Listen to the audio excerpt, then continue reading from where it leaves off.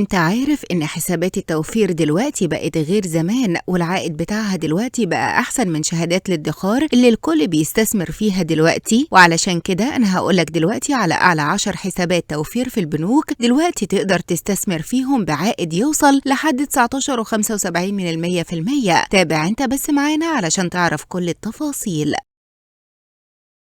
عمرك فكرت قبل كده تستثمر في حسابات التوفير؟ طيب انت تعرف ان في دلوقتي حسابات العائد بتاعها اعلى من الشهادات بكتير، زي حساب سيطرة بلس من بنك سايب، والحساب ده تقدر تفتحه بحد ادنى 20,000 جنيه. بس خلي بالك العائد ما بيتحسبش غير لما يبقى في حسابك على الاقل 15,000 علشان يوصل لحوالي 19.75%، وتقدر تاخده سنوي او شهري على حسب ما تحب. كمان في حساب تاني اسمه ايدج من بنك التعمير الإسكان، وده موجود للي معاه مبلغ كبير شوية، لأن الحد الأدنى لفتح الحساب واحتساب العائد هو 150,000 جنيه، والعائد السنوي ممكن يوصل ل 18%. والعائد ممكن يتصرف يومي أو كل 3 شهور أو سنوي زي ما أنت معاوز. وفي حساب ميجا توفير من بنك القاهرة، وده مناسب لناس كتير لأنك تقدر تفتحه من 5,000 جنيه بس. كمان العائد بيتحسب من نفس المبلغ، والعائد هنا ممكن يوصل ل 18.25% في السنة، وبيتصرف مرة واحدة في السنة بس.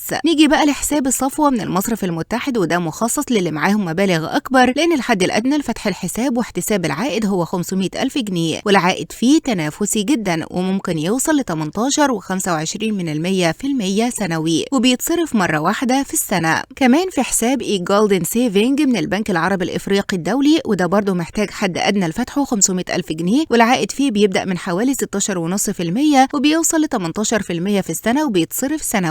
أما بقى لو عاوز تستثمر في البنك الأهلي المصري، فعندك حساب اسمه الأهلي إكسترا توفير، وده تقدر تفتحه من أول 20,000 جنيه بس. علشان العائد بيتحسب لازم يكون في حسابك على الأقل 50,000 جنيه، والعائد الشهري فيه ممكن يوصل ل 16%، والعائد السنوي ل 17%. البنك الأهلي بيقدم كمان حساب جاري بعائد يومي بحد أدنى لفتح الحساب 500,000 جنيه، وبعائد يومي قيمته 20% سنويا، بيبدأ من 9.75% لحد 15.75%. وميزة الحساب انه بدون رسوم لفتح الحساب، ومفيش عمولة لانخفاض الرصيد، ده غير انه بيصدر دفتر شيكات وبطاقة خصم مباشر. وعلى فكرة الحساب متاح للأفراد والأجانب والشركات. وفي حساب جولدن بلس من البنك العربي الأفريقي الدولي، وده الحد الأدنى ليه برضه 500,000 جنيه، والعائد فيه ممكن يوصل ل 18% سنوي، وبيتصرف مرة في السنة. كمان في حساب سوبر توفير من بنك QNB مصر، وده تقدر تفتحه من 5,000 جنيه بس، والعائد بيتحسب من 5,000 جنيه وبيتصرف سنوي، ونسبة العائد فيه ممكن توصل ل 15.75%. وفي حساب التوفير السنوي من المصرف العربي الدولي، وده للناس اللي معاهم مبالغ ضخمة، لأن الحد الأدنى لفتح الحساب هو 2 مليون جنيه، والعائد بيتصرف سنوي ونسبته بتوصل ل 11.75%. وكل البنوك دي بتتنافس عشان تقدم أحسن فايدة للعميل وتشجعهم على الاستثمار في حسابات التوفير. بس انت بقى قول لنا ايه أحسن حساب ممكن تستثمر فيه فلوسك؟